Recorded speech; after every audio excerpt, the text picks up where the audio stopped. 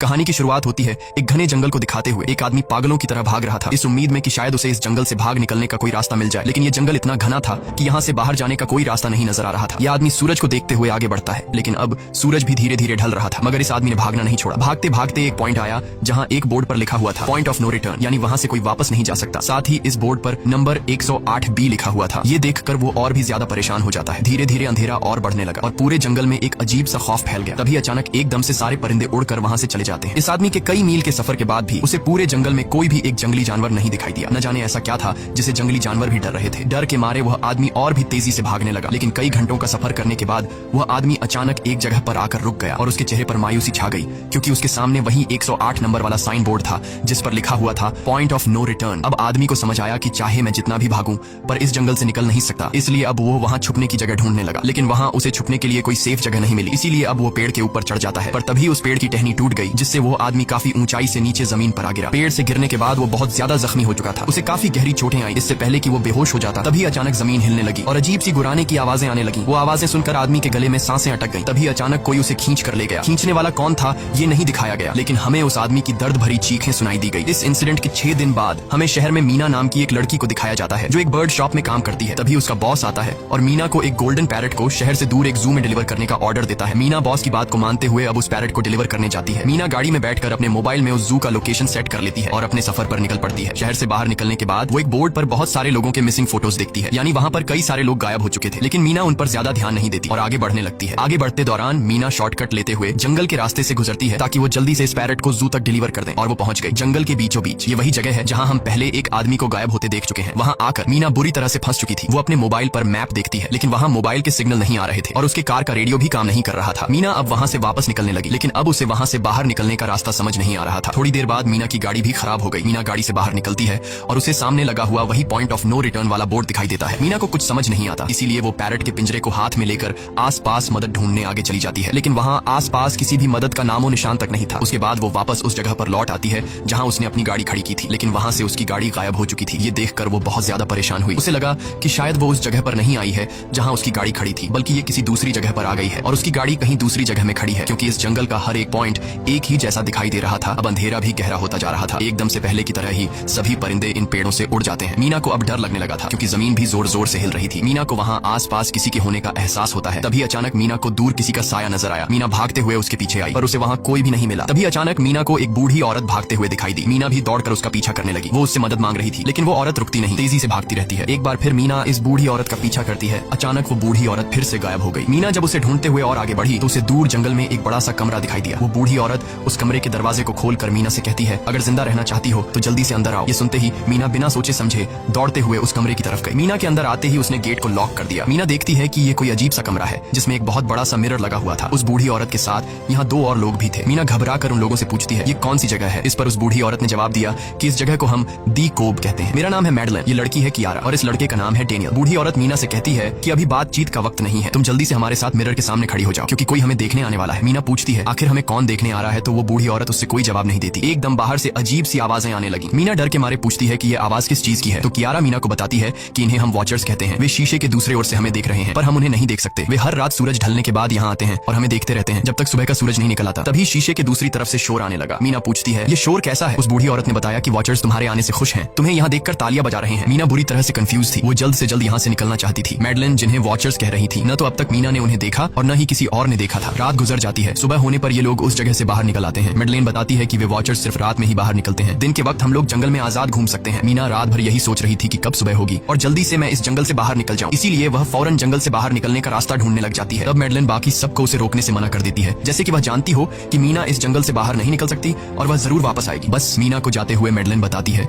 कि तुम्हारा यह फैसला अच्छा नहीं है, इस जंगल से बाहर निकलने का कोई रास्ता नहीं है। रात होने से पहले हमें इस घर में वापस आना पड़ता है। अगर तुम लेट हो गई तो तुम अपनी जान से हाथ धो बैठोगी। मीना किसी की बात नहीं सुनती और अपने पैरट को लेते हुए तेजी से आगे बढ़ती है। थोड़ा सा आगे बढ़ने पर उसे वही पॉइंट ऑफ नो रिटर्न वाला साइन दिखाई देता है। उसे देखकर वो घबरा तो गई, लेकिन उसने हिम्मत नहीं हारी और सूरज को देखकर सूरज की डायरेक्शन में आगे बढ़ती रही, पर जंगल से निकलने में कामयाब नहीं हो सकी। आगे चलकर रास्ता ही खत्म हो गया। मीना ने देखा कि वो एक पहाड़ के टॉप पर खड़ी है, जहाँ से आगे दूर दूर तक जंगल के सिवा कुछ भी नहीं था। इसीलिए वो मायूस होकर नीचे बैठ जाती है। तभी अचानक उसके कंधे पर किसी ने हाथ रखा। वो डर गई और जब उसने पीछे मुड़कर देखा तो वो बूढ़ी औरत मैडलन थी। यहाँ मैडलन उसे हौसला देती है और कहती है कि सिर्फ तुम ही नहीं जिसने यहाँ से निकलने की कोशिश की और हार गई, हम भी तुम्हारी तरह ही हार कर यहाँ रुके हैं। यहाँ से बाहर निकलने का कोई रास्ता नहीं, चलो मैं तुम्हें कुछ दिखाती हूँ। मैडलन मीना को जंगल की तरफ लेकर जाती जाती है। मेडलिन मीना से कहती है ये जंगल एक शिकारी है और हम सब उसका शिकार, अगर जिंदा रहना चाहती हो तो हमारे साथ ही रहो। मेडलिन उसे पॉइंट ऑफ नो रिटर्न वाले काफी सारे साइन बोर्ड दिखाती है जो कि जंगल के चारों तरफ गोल घेरे में लगे थे और उनके बीच में था उनका कमरा। मेडलिन बताती है कि ये हमारे घर से आधे दिन के फासले पर लगे हैं, अगर इसे आगे गई तो वापस लौटना मुश्किल हो जाएगा, इसलिए कभी भी यह तुम्हें नजर आए तो तुम इन्हें इग्नोर मत करना। मीना पूछती है ये सब किसने बनाया, तो वो जवाब देती है ये एक प्रोफेसर ने बनाया है, लेकिन अब तक उसे किसी ने देखा नहीं है। अब रात हो जाती है, ये लोग वापस उस घर के अंदर आ जाते हैं। हर रात वॉचर्स उन्हें देखने के लिए आते थे। आज कियारा नामी लड़की उनके सामने डांस करती है और कहती है ये सब उन्हें पसंद है। ऐसा नहीं था कि इन चारों को हर रात वॉचर्स के सामने खड़ा ही रहना पड़ता था। ये लोग जो चाहते वह कर सकते थे, बस ये लोग उनकी तरफ अपनी कमर नहीं कर सकते थे। ऐसा करने पर वो लोग बहुत ज्यादा गुस्सा हो जाते थे। रात में तो उन्हें सिर्फ वॉचर्स का मसला था, लेकिन दिन में भी उन्हें बहुत मुश्किलों का सामना करना पड़ता था। ये लोग जंगल से हर रोज अपना पेट भरने के लिए कुछ न कुछ शिकार करके लाते थे, जिससे उनका गुजारा हो जाता। अगले दिन कियारा और मीना दोनों जंगल में शिकार करने जाती हैं। मीना कियारा से पूछती है कि आखिर ये वॉचर्स चाहते क्या। कियारा बताती है मुझे भी कुछ खास नहीं पता, लेकिन मैडलाइन कहती है कि ये वॉचर्स हमें देखते हैं, हमें ऑब्जर्व करते हैं, लेकिन अगर हमने वॉचर्स को देखा तो हम पागल हो जाएंगे क्योंकि वॉचर्स बहुत ही खूंखार दिखते हैं। कियारा अब उसे एक गड्ढा दिखाती है और कहती है ऐसे बहुत से गड्ढे इस जंगल में मौजूद हैं। दिन के वक्त सारे के सारे वॉचर्स उन गड्ढों में रहते हैं और रात में वो यहाँ से बाहर निकल आते। दिन के वक्त ये लोग इसलिए बाहर नहीं आ सकते क्योंकि सूरज की रोशनी उनकी स्किन जलाती है। कियारा मीना को बताती है कि वो 5 महीने पहले अपने पति के साथ इस जंगल में आई थी और तब से वो दोनों यहाँ फंसे हुए थे, पर आज से 6 दिन पहले मेरा पति जंगल में रास्ता ढूंढने निकला है। मुझे उम्मीद है कि वो जरूर वापस आएगा और हम सबको यहाँ से सेफली ले जाएगा। यहाँ हमें मालूम होता है कि असल में कियारा का हस्बैंड वही आदमी था जिसे हमने मूवी के स्टार्ट में देखा था, जिसे कोई यहाँ से खींच कर ले गया और अब वो मारा जा चुका है। इस तरह से बातें करते हुए ये दोनों कमरे के पास वापस लौट आए। यहाँ मैडलिन ने मीना को 3 रूल समझाती है जिंदा रहने के लिए। सबसे पहला ये कि वो रात के वक्त घर का दरवाजा नहीं खोलेगी, दूसरा रात में वो आईने की तरफ अपनी कमर नहीं करेगी, और तीसरा ये कि दिन के वक्त वो उन गड्ढों के पास नहीं जाएगी और जितना हो सके रोशनी में रहेगी। जब तक तुम इन रूल्स को फॉलो करोगी तब तक तुम जिंदा रहोगी। लेकिन मीना को मेडलाइन की बातों पर बिल्कुल भी भरोसा नहीं होता। अब उस रात मीना इन वॉचर्स के बारे में जानना चाहती थी, इसीलिए वो शीशे के साथ कान लगाकर आवाजें सुनने की कोशिश करती है। जब उसे कुछ सुनाई नहीं देता तो मीना को मेडलाइन की बताई गई वॉचर्स की बातें फेक लगने लगती हैं, इसलिए वह रूल्स को तोड़ते हुए अपनी कमर को शीशे की तरफ करके सो जाती है और ऐसा करने पर इन वॉचर्स को गुस्सा चढ़ जाता है। वो लोग जोर जोर से उस शीशे को मारने लग जाते हैं। शोर से मेडलाइन भी उठ जाती है और वह जल्दी से मीना को शीशे की तरफ खड़े रहने को कहती है और तब जाकर वो वॉचर्स का गुस्सा शांत होता है। यानी जब इंसान वॉचर्स को अपनी पीठ दिखाते हैं तो वह उसे खुद की इंसल्ट मानने लगते हैं। ये रात भी गुजर जाती है और अगले दिन मीना डेनियल के साथ शिकार पर निकलती है। वो डेनियल से पूछती है क्या आज तक तुमने किसी वॉचर को देखा है, जिस पर डेनियल ने जवाब दिया कि मैंने भी आज तक वॉचर्स को नहीं देखा और जो भी वॉचर्स को देखता है वो जिंदा नहीं बच पाता। तब मीना डेनियल को समझाती है कि मुझे लगता है कि ये सब मैडलाइन की बनाई हुई कहानियां हैं जिसके अंदर वो हमें फंसा रही है। हमें जरूर उन गड्ढों को जाकर चेक करना चाहिए, शायद हमें यहाँ से बाहर जाने का कोई रास्ता मिल जाए। डेनियल भी यहाँ रहकर बहुत ज्यादा तंग हो चुका था और वो भी किसी तरह से रास्ता ढूंढकर इस जंगल से भाग निकलना चाहता था, इसलिए वो मीना की बात मान लेता है और वो दोनों गड्ढे के पास पहुंच जाते हैं। अब मीना अपने आप को रस्सी से बांधकर इस गड्ढे के अंदर उतरती है। रस्सी का दूसरा सिरा डेनियल ने पकड़ा हुआ था ताकि अगर मीना को कुछ भी हो वो जल्दी से मीना को बाहर की तरफ खींच ले। मीना नीचे गड्ढे में पहुंच जाती है जहां उसे बहुत सारा इंसानों का सामान मिलता है। मीना उस सामान को इकट्ठा कर लेती है। ये सारा सामान उन लोगों का था जो जंगल में वॉचर्स के शिकार हो चुके थे। डेनियल रस्सी के सहारे कैमरा, साइकिल और जरूरत का सारा सामान को बाहर ले आता है। मीना अब नीचे इंतजार करती है कि डेनियल कब रस्सी नीचे फेंकेगा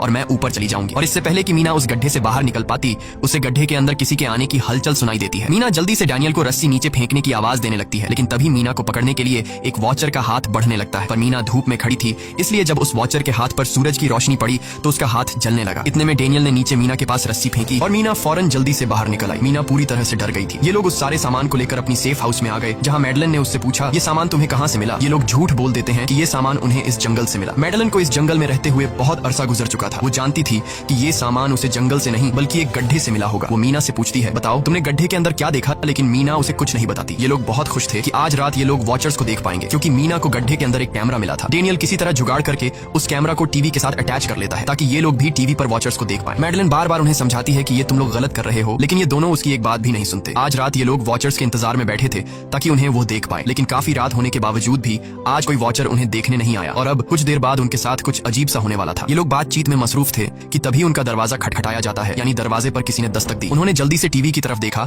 तो वहां उन्हें इंसानी टांगे दिखाई दे रही थी। बाहर जो कोई भी था वो कियारा के हस्बैंड की आवाज में बात कर रहा था और वो जल्दी से दरवाजा खोलने को कह रहा था। कियारा को लगा कि जरूर उसका हस्बैंड यहाँ से बाहर निकलने का रास्ता ढूंढ आया है। वो जल्दी से उठकर दरवाजा खोलने के लिए जाती है, लेकिन मैडलिन बीच में आकर दरवाजा खोलने नहीं देती। वो कहती है कि मैं जानती हूँ बाहर तुम्हारा हस्बैंड नहीं है, क्योंकि मैडलिन जानती थी कि रात के इस अंधेरे में कोई भी इंसान इस कमरे तक नहीं पहुंच सकता। लेकिन कियारा को मैडलिन की बातों पर यकीन नहीं होता और वो दरवाजा खोलने की कोशिश करती है, जिसके बाद मैडलिन कियारा से कहती है कि वो तुम्हें फंसा रहा है, तुम उसका इम्तिहान ले लो, तुम उसे कोई ऐसी बात पूछो जिसके बारे में सिर्फ तुम या तुम्हारा हस्बैंड जानता हो। कियारा बाहर खड़े हुए इंसान से एक किताब के बारे में सवाल करती है जिसके बारे में उसे पता होना चाहिए था, लेकिन जब बाहर खड़ा हुआ इंसान कोई जवाब नहीं देता तो ये समझ जाते हैं कि ये वॉचर ही है। ये लोग जब दरवाजा नहीं खोलते तो वॉचर उनके बाहर लगाए हुए कैमरा को तोड़ देता है और यहाँ हमें एक बात पता चलती है कि वॉचर्स इंसान के रूप में भी खुद को बदल सकते हैं। वॉचर्स उनकी इस हरकत पर बहुत ज्यादा गुस्सा हो गए थे। वे बहुत तेजी से शीशे को मारने लगे जिससे शीशे में एक बड़ा क्रैक भी आ जाता है। लेकिन यहाँ मेडलिन समझदारी दिखाते हुए सबको लाइन से शीशे की तरफ खड़ा कर देती है, जिससे वॉचर्स का गुस्सा थोड़ा बहुत ठंडा हो जाता है और वे वहाँ से चले जाते हैं। अब यहाँ मीना मेडलिन को बताती है कि हमने गड्ढे में से ये सारा सामान चुराया था। ये सुनकर मेडलिन बहुत ज्यादा गुस्सा हो जाती है कि तुम लोगों ने दूसरा रूल भी तोड़ दिया। अगली सुबह मेडलिन उस गड्ढे से लाया हुआ सारा सामान उठाकर वापस उसी गड्ढे में फेंक देती है, जिससे उन वॉचर्स का गुस्सा थोड़ा शांत हो जाता है। मगर अब इन लोगों को जंगल में बहुत ही ज्यादा अजीब चीजें दिखाई देना चालू हो गई थी और उसका सबसे ज्यादा असर डेनियल पर होता है। डेनियल अचानक बात बात पर बहुत ज्यादा गुस्सा करने लग जाता है। दूसरी तरफ कियारा, जिससे पहले उम्मीद थी कि उसका हस्बैंड जिंदा है और वो यहाँ आकर उसे यहाँ से बचा लेगा, लेकिन अब उसे पता चल चुका था कि उसका हस्बैंड अब वापस नहीं आएगा, जिसकी वजह से वह अंदर ही अंदर पूरी तरह से टूट चुकी थी और वो डिसाइड करती है कि वह वॉचर्स के इन गड्ढों में कूदकर अपनी जान दे देगी, क्योंकि अब उसके पास जीने की कोई वजह नहीं रही। वह ऐसा करने ही वाली होती है कि मीना आकर उसे बचा लेती है। इसी बीच हम देखते हैं कि डेनियल मेडलिन की तरफ अजीब तरह से देख रहा होता है और वह गुस्से में आकर मेडलिन को पेड़ के साथ बांध लेता है। डेनियल ने कहा कि अब मैं इस बुढ़िया के कोई रूल्स नहीं मानूंगा, अब यहाँ सिर्फ मेरी बात मानी जाएगी। अब रात होने वाली थी, इसलिए डेनियल कमरे की तरफ भागा और कियारा भी उसके पीछे भागी, लेकिन मीना मेडलिन के पास आई और उसकी रस्सियां खोलने लगी। दूसरी तरफ डेनियल ने कियारा को लेकर कमरे का दरवाजा अंदर से बंद कर दिया और मीना और मेडलिन को बाहर वॉचर्स के लिए छोड़ दिया। मीना और मेडलिन डेनियल से दरवाजा खोलने के लिए गिड़गिड़ाते रहे। डेनियल से रिक्वेस्ट करते हैं कि प्लीज दरवाजा खोल दो, लेकिन डेनियल ने दरवाजा नहीं खोला। अब बाहर चारों तरफ अंधेरा छा गया और वॉचर्स के आने का टाइम हो गया, इसलिए अब मजबूरन उन्हें अपनी जान बचाने के लिए एक घने पेड़ के नीचे रहकर छिपना पड़ा। थोड़ी देर बाद उन्हें वॉचर्स की गुराने की आवाजें आने लगी। इस टाइम मीना और मेडलिन के साथ हमें भी उन वॉचर्स की एक झलक दिखाई जाती है। ये लोग लंबे पतले और खतरनाक थे। सब अपने अपने गड्ढों से निकलकर इंसानों को देखने के लिए उस सेफ रूम तक पहुंचते हैं और जब ये लोग देखते हैं कि मीना और मेडलिन वहाँ नहीं है, तो वो उनको खाने के लिए जंगल में ढूंढने लग जाते हैं। और जब ये वॉचर्स दूर जाते हैं तो मौके का फायदा उठाते हुए ये दोनों फिर से सेफ रूम तक आ जाते हैं और डेनियल से रो रो कर दरवाजा खोलने को कहते हैं। इस बार डेनियल के दिल में रहम जाग जाता है और वो उनके लिए दरवाजा खोल लेता है। अब अंदर जाने के बाद पहले तो मेडलिन डेनियल पर गुस्सा करती है और फिर इन सबको शीशे के सामने खड़ा करके वॉचर्स के बारे में कुछ बातें बताती है। मेडलिन ने कहा कि अब तक हम बहुत से रूल्स तोड़ चुके हैं, इसलिए मुझे नहीं लगता कि इस बार वॉचर्स हमें माफ करेंगे। मैं तुम लोगों को वॉचर्स के बारे में कुछ सच्चाई बताना चाहती हूँ। दरअसल मैं जब यहाँ पहली बार आई थी तो मैंने कुछ ऐसा देखा जिससे मेरे होश उड़ गए। मैंने अपना ही एक डुप्लीकेट देखा। असल में वो एक वॉचर था जो मेरा रूप लेने की कोशिश कर रहा था, हालांकि उसकी आंखें और बाल बिल्कुल परफेक्ट नहीं थे। मीना ने पूछा कि आखिर ये वॉचर्स हैं क्या चीज, जिस पर मेडलिन ने जवाब दिया कि ये सारे क्रीचर्स फेरीज हैं जो किसी जमाने में इंसानों के साथ मिलकर रहते थे। फेरीज पंखों वाले एक जादुई जीव थे, लेकिन वक्त गुजरने के साथ इंसानों को फेरीज की शक्तियों से डर लगने लगा, इसीलिए इंसानों ने फेरीज को खत्म करने का सोचा। इंसानों की तादाद ज्यादा थी,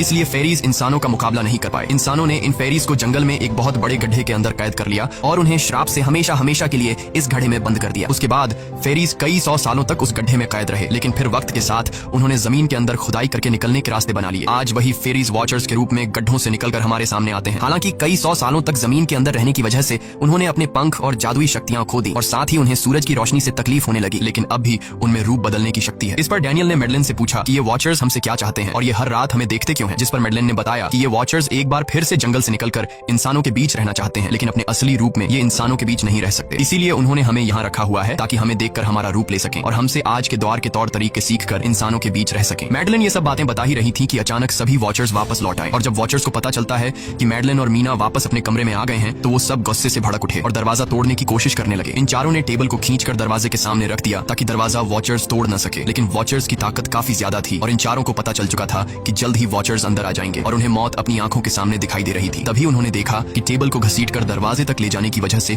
कारपेट पलट गई है। जब उन्होंने कारपेट हटाया तो उन्हें नीचे एक बड़ा लोहे का गेट नजर आया। उन्होंने जल्दी से गेट खोला तो उन्हें पता लगा कि नीचे एक बहुत बड़ा बंकर है। ये लोग जल्दी से उस बंकर के अंदर घुस गए और ऊपर से लोहे का गेट बंद कर दिया। ये लोग इस बात को लेकर परेशान थे कि ये बंकर यहाँ पर मौजूद था और इन लोगों को पता भी नहीं चला। इस बंकर के नीचे बहुत फैसिलिटीज थी, हजारों दिन का खाना, एक कंप्यूटर और भी बहुत सारा जरूरत का सामान रखा था। मीना जानना चाहती थी कि आखिर ये जगह किसने बनाई, इसीलिए वो उस कंप्यूटर को ऑन कर लेती है। उस कंप्यूटर में बहुत सारा डेटा सेफ था, जिसे खोलने पर उन्हें पता चलता है कि ये सारी जगह प्रोफेसर मार्टिन ने बनाई थी। असल में प्रोफेसर को इन क्रीचर्स के बारे में पता था, वो इन वॉचर्स पर रिसर्च करना चाहता था, इसीलिए उसने ये बंकर बनाया था। पैसों का लालच देकर वो दूसरे इंसानों को काम के लिए यहाँ लेकर आता था और रात के वक्त मजदूरों को ऊपर कमरे में छोड़कर खुद यहाँ आकर छुप जाता था और वो वॉचर्स फिर उन इंसानों को खा जाया करते थे। अगली वीडियो में डॉक्टर मार्टिन बताते हैं कि उनकी रिसर्च के दौरान उन्हें एक सबसे अलग फेरी मिली जो रोशनी में भी उन गड्ढों से बाहर आ सकती थी। डॉक्टर बताता है कि उस वॉचर ने एक बच्ची का बिल्कुल परफेक्ट रूप ले लिया था जिसे कोई पहचान नहीं सकता था। वो बहुत अच्छी थी, उसने डॉक्टर मार्टिन को मारा नहीं। डॉक्टर मार्टिन उसे यहाँ ले आया। तभी प्रोफेसर ने कैमरा को दूसरी तरफ मोड़ा। तब उन्होंने देखा कि प्रोफेसर ने उस छोटी सी बच्ची के रूप में आए वो क्रीचर को पिंजरे में कैद कर लिया है। पता नहीं डॉक्टर उसके साथ कौन सा एक्सपेरिमेंट करने वाला था। उस कंप्यूटर में बहुत सी वीडियोस थी और हर वीडियो में कुछ न कुछ बताया हुआ था। मीना बस ये जानना चाहती थी कि आखिर में क्या हुआ, इसीलिए वो सबसे आखिरी वीडियो प्ले करती है जिसमें वह देखती है कि प्रोफेसर खुद को और उस फेरी को मारने वाले हैं। मरने से पहले वह इस जंगल में फंसे हुए लोगों के लिए यहाँ से निकलने का रास्ता बता देता है और कहता है कि शाम में जिस डायरेक्शन में परिंदे भागते हैं उस डायरेक्शन में भागने से वे लोग इस जंगल से निकल सकते हैं। उसने इस रिकॉर्डिंग मैसेज में कहा था कि अगर कोई इस जंगल से निकलने में कामयाब हो गया तो यूनिवर्सिटी में जाकर मेरी सारी रिसर्च तबाह कर देना। मैंने यहाँ आकर बहुत बड़ी गलती कर दी। उसके बाद प्रोफेसर ऊपर चले गए और फिर 2 गोलियों की आवाज आई जिससे उन्हें समझ समझ आया कि प्रोफेसर ने पहले उस फेरी को मारा और फिर खुद को गोली मार दी। आज रात ये चारों बहुत खुश थे क्योंकि उन्हें इस जंगल से जान छुड़ाने का रास्ता मिल गया था। अगली सुबह सभी लोग अब बंकर से बाहर निकलते हैं तो देखते हैं कि उनका सेफ हाउस उन वॉचर्स ने पूरी तरह तबाह कर दिया है और आज के दिन उन्हें लाजमी इस जंगल से निकलना होगा, वरना ये लोग मारे जाएंगे क्योंकि रात को अब उनके पास छिपने के लिए कमरा भी नहीं बचाता। ये लोग अब यहाँ जंगल से निकलने के रास्ते में बढ़ने लगते हैं। वो परिंदे जिनके बारे में प्रोफेसर बता रहे थे वे तो शाम को उड़ने वाले थे, लेकिन उन्हें शाम होने से पहले जंगल से बाहर निकलना था। इसलिए मीना अपने पास मौजूद पैरट को आजाद कर देती है। जिस डायरेक्शन में वह उड़ता है उसी डायरेक्शन में ये लोग चलने लग जाते हैं। चलते हुए रास्ते में ही उन्हें एक कब्र मिली। मैडेलिन उस कब्र को देखकर बताती है कि एक वक्त था जब ये लोग इंसानों के साथ रहते थे, लेकिन इंसानों ने उनके साथ बहुत बुरा किया, धोखा किया और उन्हें यहाँ जंगलों में फंसाकर खुद चले गए। कई घंटे सफर करने के बाद ये लोग एक नदी के पास पहुंच गए। वहाँ उन्हें प्रोफेसर का एक बोट मिला जिसको देखकर ये लोग बहुत खुश हुए, लेकिन उनकी खुशी अब कुछ ही देर की मेहमान थी क्योंकि अब अंधेरा हो चुका था और वॉचर्स के आने का वक्त हो गया था। उससे पहले कि ये लोग डॉक्टर मार्टिन की बोट में बैठकर यहाँ से दूर चले जाते तभी उन्हें पीछे से किसी की आवाज आई। जब उन्होंने पीछे मुड़कर देखा तो वो कियारा का हस्बैंड था जो मदद के लिए चिल्ला रहा था। वो बहुत ही जख्मी हालत में था। बाकी सब बोट में बैठ चुके थे, इसलिए डेनियल अकेला उसकी मदद के लिए गया। डेनियल कियारा के हस्बैंड को खींचकर बोट की तरफ लाने लगा, लेकिन तभी ये लोग बोट से देखते हैं कि डेनियल जिसकी मदद करने गया वह कोई इंसान नहीं बल्कि एक वॉचर है जिसने उनके सामने ही डेनियल का रूप ले लिया। वो लोग कुछ भी नहीं कर पा रहे थे। अब उस वॉचर ने डेनियल को मार दिया। उन्हें इस बात का पता था कि वॉचर्स इस नदी को पार नहीं कर सकते हैं और फाइनली ये लोग खुद इस नदी को पार करके शहर तक पहुंच जाते हैं। और कहानी में असल ट्विस्ट इसके बाद आया। शहर पहुंचने के बाद ये तीनों अलग अलग रास्तों पर चले गए और कुछ दिनों बाद अब मीना जल्दी से डॉक्टर मार्टिन के कहने के मुताबिक उनके यूनिवर्सिटी में उनका सारा डेटा खत्म करने के लिए आई। उससे पहले कि वह उनका रिसर्च डेटा डिलीट कर देती तभी उससे वहाँ एक टेप रिकॉर्डर मिला और उस टेप रिकॉर्डर से मीना को एक नया राज मालूम हुआ। जब हजारों साल पहले इंसान और फेरीज एक साथ रहते थे तो तब उनकी शादी भी हुआ करती थी। इंसान और फेरी के मिलन से जो बच्चे पैदा होते थे उनमें इंसान और फेरी दोनों के गुण होते थे। उन्हें हाफलिंग्स कहा जाता था। उन हाफलिंग्स में एक खासियत थी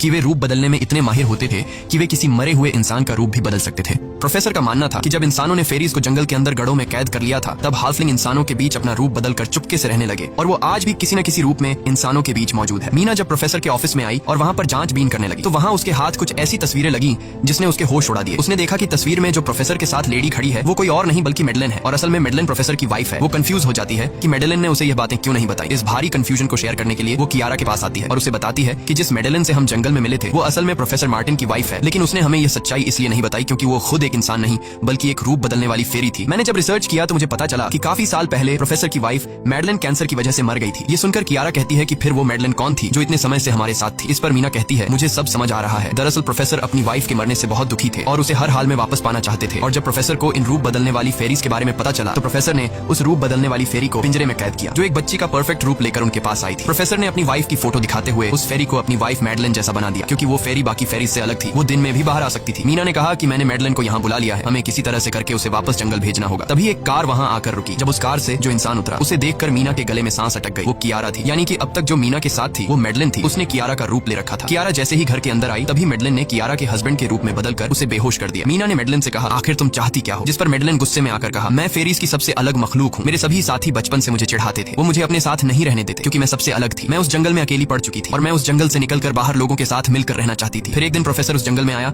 उसने मुझे पिंजरे में कैद कर लिया। उसने मुझसे कहा कि अगर मैं उसकी वाइफ का रूप ले लूं तो वह मुझे जंगल से बाहर ले जाएगा। मैंने उसकी बात मान ली। प्रोफेसर ने मुझे मैडेलिन की सारी बातें सिखाई और बाद में उस धोखेबाज प्रोफेसर ने मुझे मारने की कोशिश की, लेकिन उससे पहले कि वो मुझे मार पाता मैंने उसे ही मार डाला। तुम इंसान कभी भी भरोसे के लायक नहीं थे और न ही रहोगे। अब तुम भी मेरी सच्चाई जान चुकी हो, इसलिए तुम्हें भी मरना होगा और तुम्हें मारने के बाद मैं तुम्हारे रूप में इंसानों के बीच रहूंगी। यह कहकर मैडेलिन ने मीना का रूप ले लिया और उसका गला दबाकर उसे मारने लगी। तब मीना ने मैडेलिन से कहा कि क्या प्रोफेसर ने तुमसे यह नहीं कहा कि तुम क्यों दिन में निकल सकती हो? असल में तुम हाइब्रिड हो, आधी इंसान और आधी फेरी, इसीलिए तुम इंसानों और फेरीज के बीच रह सकती हो। मुझे पता है कि दुनिया में अकेला रहना कैसा होता है, लेकिन तुम अकेली हाफलिंग नहीं हो। तुम्हारे जैसे और भी हाफलिंग्स हैं जो किसी न किसी रूप में इंसानों के बीच रह रहे हैं। इस सच्चाई का पता चलते ही मैडेलिन का शरीर अचानक अपने असली रूप में आने लगा। देखते ही देखते उसके पंख निकल आए, जिसके बाद वो मीना को यहीं पर छोड़कर यहाँ से उड़ जाती है। इसके बाद कुछ हफ्तों के बाद का सीन दिखाया जाता है जहाँ मीना अपनी सिस्टर के साथ रहने लगी है। उसने अपनी सिस्टर को बताया कि शायद वो फेरी अभी भी मेरा पीछा कर रही है। तब मीना की सिस्टर उसे कहती है कि तुम डरो मत, ऐसा कुछ नहीं है। और कहानी के एंड में हम एक छोटी बच्ची को देखते हैं जो कि उस वक्त मीना के घर के नीचे खड़ी थी। ये कोई और नहीं बल्कि मैडेलिन थी जो अब उनके दुनिया में उस रूप में रह रही है। और इसी के साथ ये कहानी खत्म हो जाती है। अगर आपको ये वीडियो अच्छी लगी हो तो हमारे चैनल को सब्सक्राइब और वीडियो को लाइक जरूर कीजिएगा।